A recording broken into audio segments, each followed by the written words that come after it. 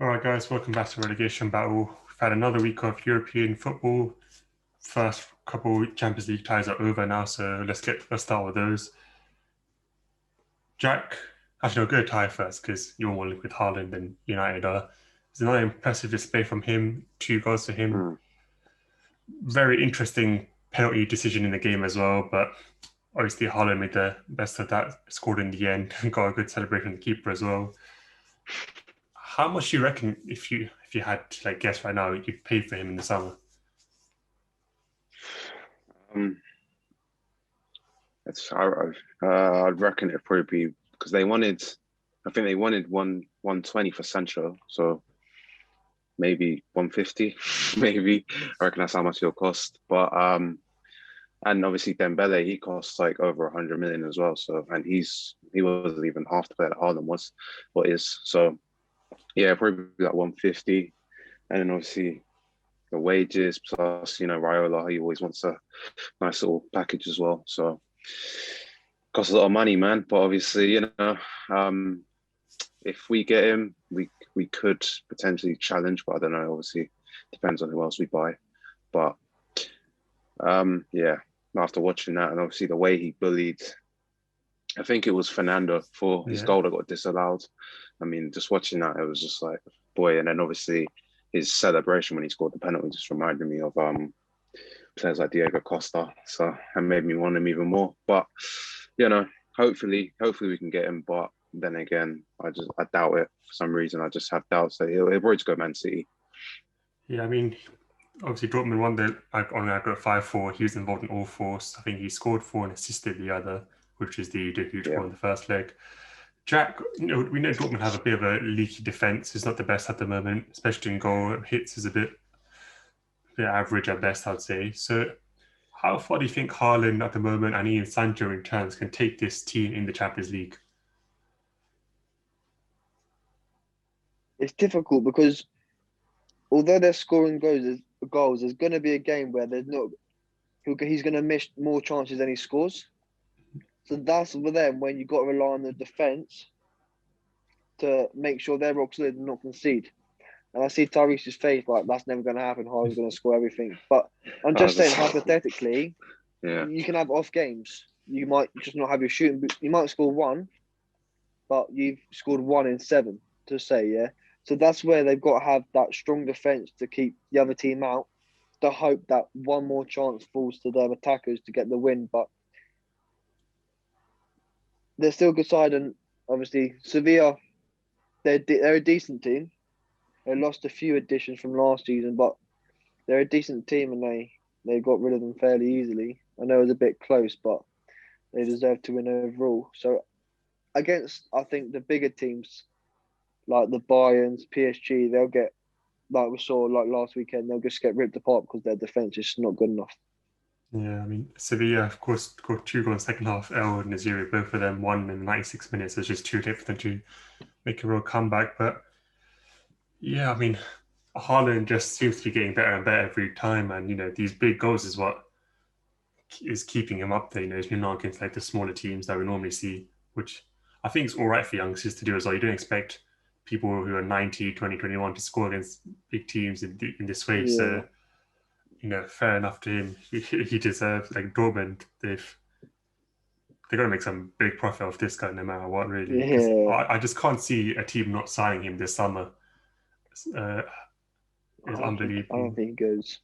Really, I mean, I think in this current yeah, in this current market, no one's going to be able to afford 150 million yeah, realistically with all the wages, and I think Chelsea also need to um strengthen other areas as well. So unless they're going to spend another 200 million, 250 million plus, I actually don't That's think he goes this summer. that that I think that there's that has been rumored. and obviously he's a massive talent and he's still a very good player, but one more year Yeah, the won't thing do him is harm. though, like apparently we want to sell loads of players as well. So obviously we could generate quite a lot of money from all the dead wood that we've got. So 'cause apparently Jorginho might be going back to Napoli. So yeah. I mean, I think I might say in the last episode that it's a win-win for Dortmund because you get his goals for another season or you get the price tag now. But think about it, I just realized I just don't think Dortmund will risk selling him for 70 million now. I feel like if he does stay, they'll just sign a quick new contract to get rid of that release clause, and get an even bigger one in there if they really wanted to. Because Dortmund, they like the money there, but they're more than happy to like sell their big players as well. So it's an interesting one there. But we'll go on to the other team who played on Tuesday. I would say it's a shock. Porto have knocked out Juventus. Juventus out of the last 16 for the second year in a row because Ajax was the quarterfinals, if I'm correct. Yeah. So the big, obviously when it's Juventus or Barca, obviously Ronaldo, Messi always take the highlights. But I feel like Porto deserve their credit. They went up early. Sergio Oliveira. The 10 men, like the decision from Taremi to just kick the ball away there was baffling to me. I just don't know why he would take that risk when you're on a yellow. I understand you're trying to time waste as much as possible, but it's just useless. And then you just know all the Juventus players are going to cry at the ref, and you'll be left with no choice there.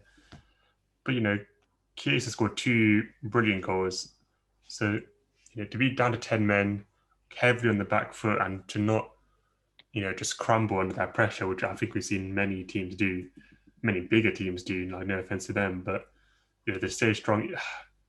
The free kick initially I did think it was very good, but he's Arsenal goalkeepers, man. No, it's not the Arsenal goalkeepers. The Manchester United plays in the wall. I don't know what Ronaldo's doing there, but but, yeah, I don't know what he was doing. He turns around and opens your legs. Yeah, he turned around before the ball's even kicked. That was the worst part. So he doesn't even know where it's going to go, and he's turned around. But I think you've got to give a lot of credit to Porto there. But Ty, can Porto get even further with the teams it's still in competition? No, I don't think so. I mean, unless they, I'd say they could beat Dortmund, but then obviously Haaland's just, he could give Pepe problems. But no, I don't think they can. Obviously, I think a lot of people, they think that it could just be another whole Mourinho thing, like what he done with Porto, but I don't really see that happening. So, I mean, obviously they could, but I just don't think they will. Obviously, it depends on who they get in the next draw. If they get like a Bayern Munich or someone, then they're finished. But obviously, it depends who they get, really. If they get someone easier, which to be fair, I'm not really sure who else is there. But if Atalanta or someone if they beat Real Madrid, then maybe they can go further. But I don't really see it personally. Yeah, I mean, I think you mentioned there as well. Pepe had a brilliant game that second leg. Yeah. It didn't seem like he was 38-year-old playing there, but I think that was the whole Porto team. They're just inspired the whole time, just really playing for the badge, which I'd love to see. Jack, what do Juventus do now? Because the way I see it, they've got Pirlo in the summer. Pirlo, who's initially under 23 manager, sorry got sacked, they promoted Pirlo without even seeing him manage a game. For me, that just shows that they want to invest in a project that teams have to really build. So Juve has some good youngsters as well. Do you keep or sell Ronaldo this summer to carry on with this? I mean, it's hard to say sell one of the best players in the world. You want to keep your best players, and he's a good leader to show, because they got some, like you said, got some youngsters coming through. So he's a good leader to show them, how to win stuff, how to live their life, how to be a good professional. But then again, is he harming the team as well? You've got to look at it both ways. I mean, it's difficult just to sell the best player, and I think it'll be difficult for them to offload him. I don't know who else will pay his ridiculous wages. So it's a strange one. I think he stays at least another season, and then what he does after then, I'm not sure. Yeah, I mean, Juve got some brilliant young talents. They've got Chiesa, who's obviously doing really well.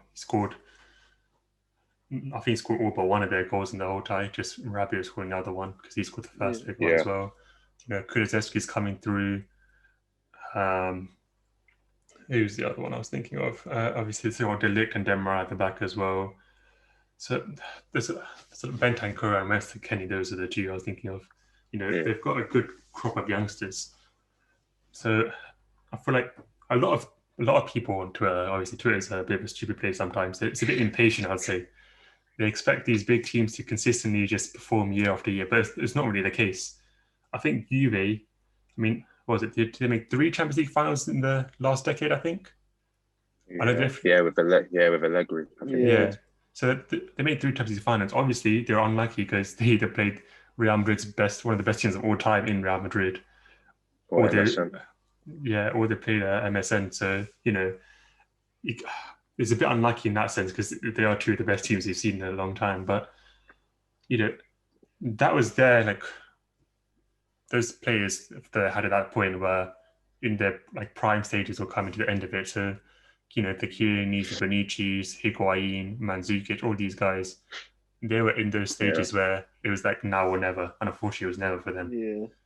So once that finishes, you have to rebuild. So look at AC and Inter Milan. It's not a coincidence that they're both coming back at the same time because they both sort of ended that era at the same time as well, at the start of 2010 and end of the 2000s.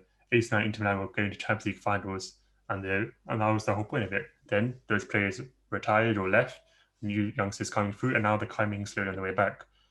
Bayern Munich, they were, if you look at the 2010, not 2010, sorry, the 2000s, they were only around the finals at stage too much after United beat them in the 1999, I would say, finals. Yeah. Who are you talking about? Munich. Yeah, 99. Yeah, and then you see in the 2010s, they got that new players in, and they got to the 2014 one. I want to not 2014. When they went to Wembley, that was. Yeah. And then 2012 as well. 2012. Yeah. Exactly. So they made the 2010, 2012, and the Wembley ones. Then there was a little break where they weren't there for a bit, and then I think Pep got the 3 semi-finals, but they couldn't quite make it because they weren't quite there yet. And then now you see them back again. And it'll be the same for Real Madrid and Barcelona now. They dominated the last 10 years, but now they're going to have to go to the same thing. But you just got to be a bit patient. It's not like La Liga's overrated. It's not like these leagues are overrated. Premier League teams had to do the same thing in the last decade as well. Because after Chelsea, I don't think United won it after them. We had to wait until Liverpool. Because between those years, until Liverpool got to the finals against Real Madrid, we weren't really challenging them like that. I think City got to a semi-final at best. So you just got to wait a bit for these big teams to just rebuild and just be a bit patient. It's not saying La Liga is overrated. Right now, it might be rating a bit higher than it is, but just wait for them to come back, and then you'll see that the real quality is there. But let's go to the Wednesday games. PSG vs Barca. Mbappe scored again, penalty. Messi scored an unbelievable goal as well. Unfortunately, he missed the penalty as well. But Ty, is Keylor Navas a bit disrespected? Yeah, big time. But also won 3 Champions Leagues with Real Madrid. I think so. He's massively disrespected, especially in the when you speak about best goalkeepers in the world. Obviously, you talk about De Gea a few years ago. You talk about Oblak, talk about Alisson. Some people even include Edison in there, but you never hear Navas's name. Obviously, I don't know why that is. I don't know if it's because he's not from one of the big nations, but they don't really. You never really hear his name. He's massively disrespected. He was important in Real Madrid winning 3 Champions Leagues on the bounce. Obviously, he went to PSG and they got to a final last year.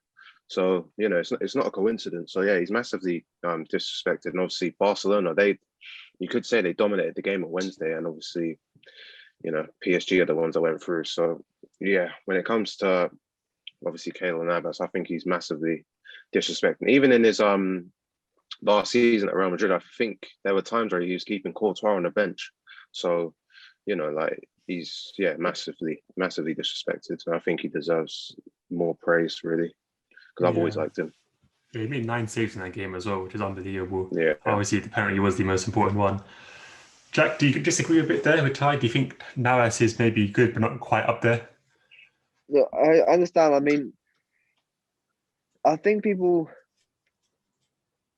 do that because I remember one England were playing. He's Costa Rican, isn't he? Yeah. Yeah. England were playing Costa Rica, and Rashford got the ball and edge of the box on the right side, and he hit it beautifully. But because he's not the tallest of goalkeepers, I think I know what you're talking about. Yeah. it went top corner, but not right in the top corner. So you expect, like Tyrese just said, a De Gea a couple of years ago, and Alisson, Ederson, or Neuer would have maybe saved that. But because he's not as a short keeper, he doesn't save those right in the top corners. However, he still is a very good keeper. But I feel like that Barca and PSG game, I feel like apart from that penalty save, the saves are quite routine for him. I think he wasn't fingertipping saves round the post, wasn't fingertipping saves over the bar.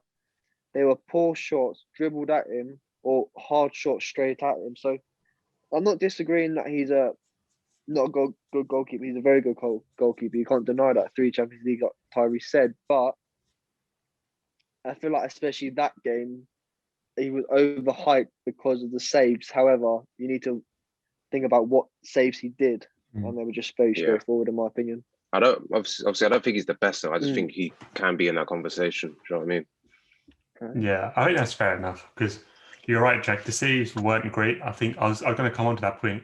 You know, Ousmane Dembele, he had about 2 or 3 good chances last night. He had a great chance in the first leg as well, but his finishing just wasn't there. You know, and like you think about these chances, if he scores these chances, complete game changes. Because you think about the Liverpool one, was it 2 years ago now, that he just completely missed, that would have put the game to bed even more if you think about it. You know, and he missed a similar one in the first leg against PSG, which I think it wasn't like completely out of the way. It wasn't like 4-1 at that point. They could have still made the comeback. So, you know, we talked a bit about Ronaldo there. I don't want to say it's Messi being let down, but it's a time for Messi to almost move on and let these youngsters come through now, or does Messi just, you know, obviously the reports about him coming to PSG now with the summer, you know, Di Maria's just signed a new contract, which is a bit weird to me, but, you know, does Messi move on? Does he stay and like just help the culture of the club almost stay there when these new players come through? Because, you know, there's Dembele, you know, he's not great. I think he can probably play a bit deeper. You know, I don't think he always has to play in the front three. But obviously, you look at the way. Obviously, feel free to disagree. But you look at the way obviously he picks out passes. Obviously, I know that's not the only job of a midfielder, which is why you could say that he can't. But like, look at the way he can pass. He can still dribble. Obviously, like I know they're completely different players, but like Rooney, he moved deeper later on in his career. Obviously, they're different players and that. But yeah, I don't think he always has to play in that front three. Obviously, when they've got players like Pedri and Trincao and loads of them players. So I reckon I don't think he has to go. Obviously, if he does, then that's fair enough. But yeah, I don't think he necessarily needs to move on, but he could potentially move deeper. But yeah, feel free to disagree if you want. I don't disagree at all. I think he can be moved slightly deeper, but I think he can only be moved slightly deeper if they get someone to replace Busquets. He's still a very good player, but he's just so slow, man, now. And it's just the game just caught up with him. I think his mind's still there, but his body and legs just aren't keeping up with him. So I think if they can replace him, then Messi can definitely move deeper. But I want to just go to that Barcelona's performance quickly. I actually thought they were excellent. Even though they didn't win, game finished 1-1, didn't it? Even though they didn't win the tie or the game, I thought they were excellent. I don't want to say this because they're not, but you can see glimpses of old Barcelona in their play. They were so one-touch. They had so many opportunities. And I know they lost 4-1. They were poor in the first leg, but you can look at it and say they were lucky not to. They might have felt hard done by not coming away with the actual victory of the whole tie in that second leg because, like you said, Ousmane Dembele had so many chances. Dest hit the crossbar. So it was just crazy. But that's what I think Messi would be looking at and be like, so when we have to, we can't play that good football. So why do I have to leave yet? I can show these players what to do, like Ronaldo can, but obviously Messi's a little bit younger, so he's still got a little bit of time left. So I don't think he necessarily has to leave, but like Tyree said, if he does, then yeah, it'd be good for him. Yeah, I mean, I think that's fair enough because And if I'm looking at this Barca team and the manager Koeman, I'm just thinking these older players, apart from Messi, I'd say they are a bit. I don't say finished because it's a bit disrespectful to their careers, but they're not there anymore. Maybe apart from Yeah, just taking and go, PK, I think he's just too slow right now. Busquets yeah, too slow. Jordi Alba, he's still all right, but I don't think he's as good as he was like a couple, like 8 years ago. Say, No. Griezmann, I thought he's pathetic, man. I just don't think he's good enough anymore. Like, I mean, maybe Barcelona's not the team for him, but you mentioned a couple of names there, Ty. Pedri, Trincao. You've got Frankie de Jong, who's so good for his age, Yeah. but because he's playing a bit deeper because of the other squad problems, that's causing issues for his game because he's so good in the final third. You've got Serginho Dest, who's a good fullback, needs a bit of defensive work, but that'll come with age. Minguez is brilliant. Araujo is another centre back. Those two could be a real force if they start playing together. I know he's injured right now, but Moriba on the bench, I thought he's great. But I just think just play these guys now. Just let them get as much game time as they can get. Obviously, you still got to bring in a couple of more experienced players to balance it out, but just get them this game time before they think like Ricky Puig that they might have to leave. Because I think like not playing him as much as he should be played is a big, big error from Koeman because he's a baller. But just get these guys like reassurance that there's a future there for Barcelona, and they'd have to wait for these guys to retire to finally get their That chance. that Barca Academy is one of the best in the world as well. So like, just there's always players in there. Like look at players like Ansu Fati who came out of the academy. There's always players in that Barcelona academy. Yeah, exactly. I forgot about Ansu Fati because he's been injured for a while now, but even he was brilliant before he got injured. So I don't think Barca are in a crisis as such, but I think it's time to just let the youngsters off the reins a bit. But go to other game, Liverpool Leipzig. Liverpool 4-0 win in its aggregate, another 2-0 win. Salah Mane finally scoring a couple of goals as well. Liverpool, like I said a couple of weeks ago, Liverpool in the Champions League is a bit different. They turn up in there, but I feel like what the key factor was for them on Wednesday was Fabinho in the midfield, and that let Thiago go a bit more into his normal game. Fabinho was unbelievable defensively, and he used that solidity that they needed a bit. Jack, how far can Liverpool go in this competition if they can continue like that style with Fabinho there? They've still got quality players, and I feel like that's where, like, Thiago's an excellent footballer, but where he was playing due to injuries isn't his best position, and you can literally see that in his performances.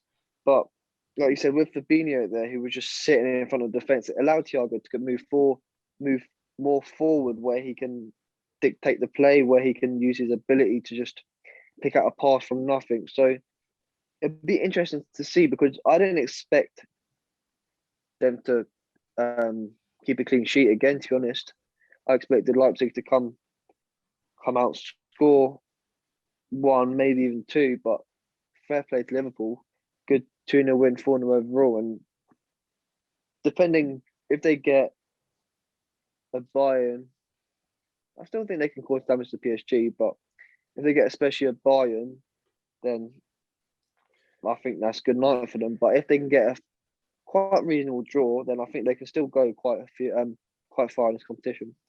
Yeah. Ty, when you would check a semi-finals or sometimes quarterfinals competition, the players start to just think a bit more about that and try a bit harder, I'd say, just mentally as well. We know how good, Salah has been. We know how good Mane can be when they're on when they're on the form they've been in the last few years. Do you think they can get to that form though in time for, say, the next round, or do you think, they're just not quite as on it right now? I mean, if a team plays into their hands like Leipzig did, then definitely. Because I mean, they both could have had hat tricks really. The amount of chances they missed, and Jota as well. So, and obviously, the league's not done, but I reckon. I mean, the way Klopp picked that team versus Fulham, it looks like he kind of just focused on the Champions League now. But they could hit form. So obviously they're still world-class players. They're just, Salah's still top scorer in the league, and he's having a bad season. So so they can definitely hit form, but it's just whether they will in time. Obviously Fabinho in midfield will help, like you said. And then but then I do think Leipzig played into their hands, and I thought I did think it was a bit silly, but they definitely can hit form. Liverpool can still win the Champions League, obviously. But this is what I was saying. This is why I was saying, like, you can't keep using injuries as an excuse, because they can still play like that. So, they definitely they can hit form, but it's just that defense, really. That's the only worry I'd have, is just that centre back partnership. Yeah, I think that's definitely fair enough. I think it was Kabak and Nat Phillips who played on Wednesday. So I don't think they were too bad, but I think Leipzig did have a couple of chances. They're missing that striker. I don't think Paulson's the answer to the Werner problems. Yeah. But, I think Jota was a big, addition to that front line since he's come back from injury. They're creating more chances, more dangerous chances. So I think maybe he could help change their fortunes around. But we'll go on to Thursday night football now, my favourite topic. Jack, we'll start with you. I'm not going to lie, I feel like AC Milan were a bit not hard done by, because it wasn't any, apart from the handball maybe, but I feel like they deserved a bit more than a draw. But at the same time, United missed 2 big chances from Maguire and Dan James, so maybe draw was a fair result. But how did you look at it? I thought first half we were dreadful. I mean, there was no intensity on our passing. Matic and McTominay were just... It's so... Everyone gives Ollie stick, and sometimes it is deserved. But Matic is just finished now. He's so slow on the ball. He's probably telling him Matic made the ball quicker, but Matic's like, no, I want to keep holding the ball. He makes the game so slow, and because he's taken so slow on the ball, it means McTominay has to drop in to try and receive the ball so close, and then we just end up losing possession, and McTominay and Matic just sitting a metre in front of the back four, just protecting the back four, and we're just getting pounded with balls. But I thought the second half, when we came out, we were actually quite good. Played some quick football. Ahmad scored his first goal, brilliant header. But then after 10 minutes after the goal, we just, same again, so slow on the ball, no intensity. And then it was always going to happen. They were just battering, they were just pounding us the second half, and then we bring on defensive subs, and it didn't even help us see out of the game. So it's a bit annoying, and especially with that away goal. And like you said, I get AC Milan played better than us, but realistically, we should have won that game. Maguire missed from a yard out. Daniel James missed from about 4 yards out. And we scored 1 goal. So we would have been 3-0 up, and that would have been the tie fairly comfortable in our favour. But now we have to go there and score. So it's just a bit frustrating. Yeah, I feel like maybe if he's... I'm not saying it's not a proper goal, but, the goal was a bit of a freak goal in the sense of the way it happened, there's a bit of innovation. But I feel like if he scored a normal goal, if you want to call it that, just a normal build-up and finish, I feel like United might be a bit more confident to score a goal. But I don't know, I feel like Kessie was brilliant in the midfield. And I want to bring up to Tomori now. He was brilliant for Milan, I felt like, on Thursday. Yeah. He's been really good since good one in January. No, I'll have my say on this after. But going, you said you want from Chelsea. Ty, would you be disappointed if Milan bought him? Only if we didn't buy another centre back. But this is what I've been saying, because last season he was good, but he also had these moments where he just lose concentration. And obviously when you're playing for a team that is, in the top 4 and that does eventually want to challenge for the title, you can't exactly make them kind of mistakes, and you kind of have to be switched on all the time. But is that not an age thing as well? Yeah, of course. Obviously, I would be disappointed, because obviously I do rate Tomori, and obviously you look at certain defenders who are currently still at Chelsea instead of him. Obviously they're in good form, but I still don't trust them. But and obviously it's only 25 million as well, and I think he signed a new contract last season, so it is a bit.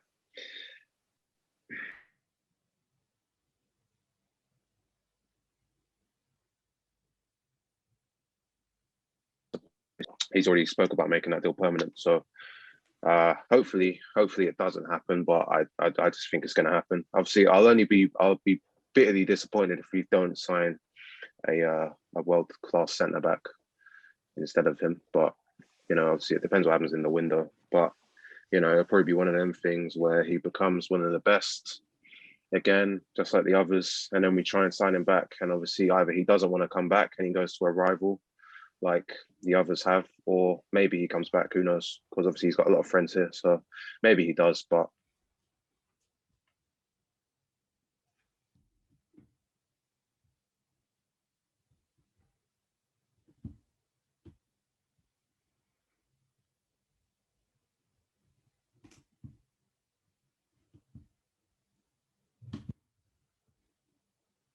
what are you going to say about him?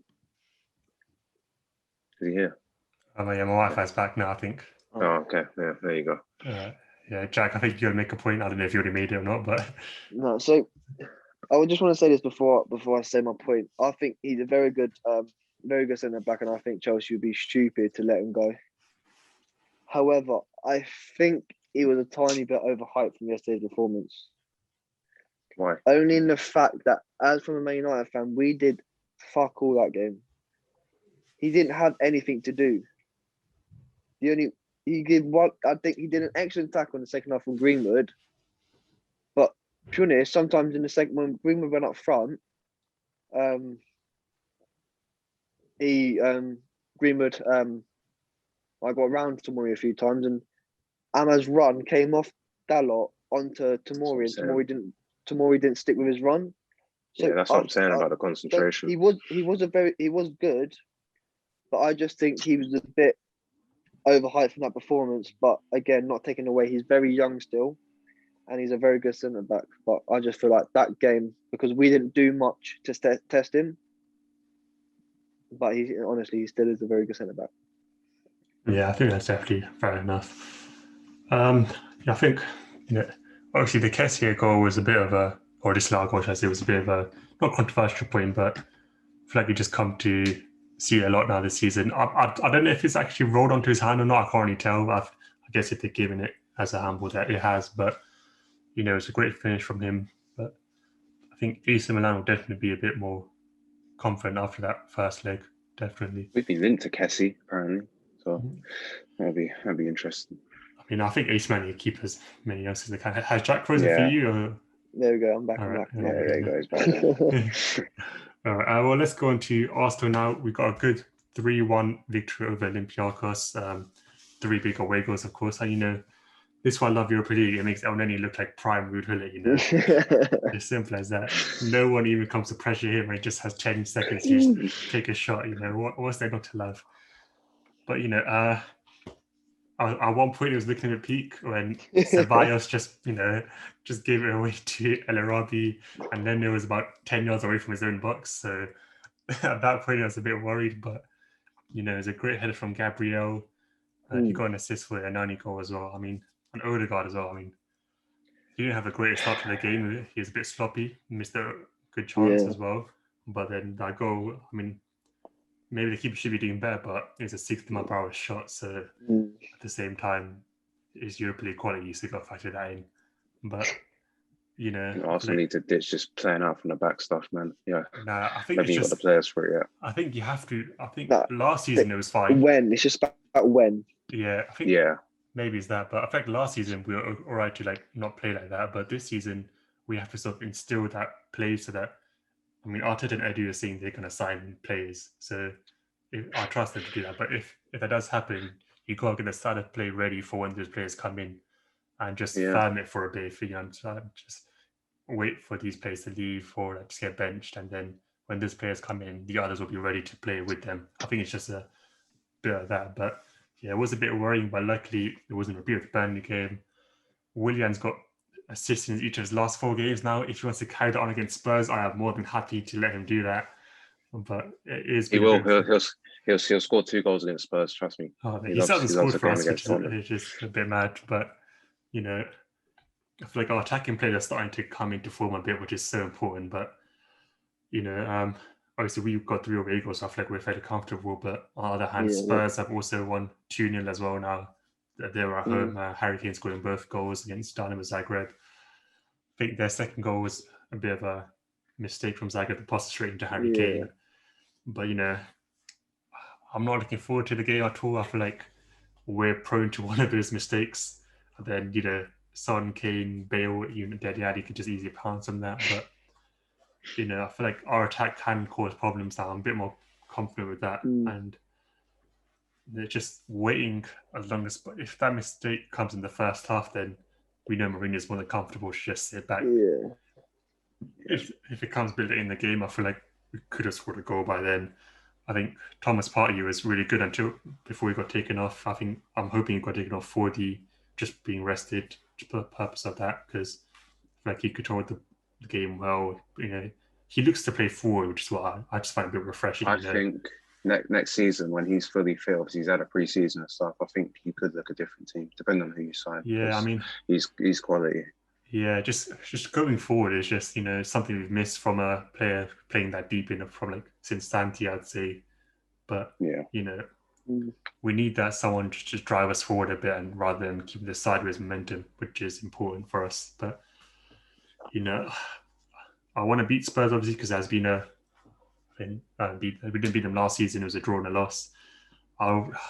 We haven't lost at home in a while to them, but I feel like this team, a win could really change our season a bit in terms of driving us forward in both the league and Europa League a bit. But we'll see how it goes. But elsewhere in Europa League, Ajax got a 3-0 win over Young Boys. Villarreal beat Dynamo Kiev 2-0. Slavia Prague and Rangers drew 1-1. I don't know if you guys saw Adam McGregor saving the 89th or 90th minute. Yeah, that's a brilliant save. Yeah, just pure instinct, unbelievable save there. Roma beat Shakhtar 3-0, so maybe they could be in the next one already. Granada beat Molde 2-0, Molde down to 10 men, and then Arsenal and Spurs both win along the United draw. So still like most of the ties seem fairly straightforward now, apart from the Rangers and United one. So maybe they're the ones to look out for next week. But other than that, City obviously beat Southampton early in the week. 5-2, yeah. And then Newcastle are currently drawing 0-0 with Aston Villa. And then the other big midweek game was Atletico Madrid. They won their game in hand that they had in La Liga against Bilbao. So I believe they're 6 points clear at the moment. So, it's revving them as well, just for that Chelsea game. But, we'll see how it goes. Other than that, I think that's all for this week. Obviously, North London Derby is probably the main fixture this week. But yeah, subscribe to Tyree's Plays. I'll leave a link in the description. 2 great GTA videos on there right now, so make sure that the 10 of you watching this watch that. Driving, innit? I drive to save my life, man. No,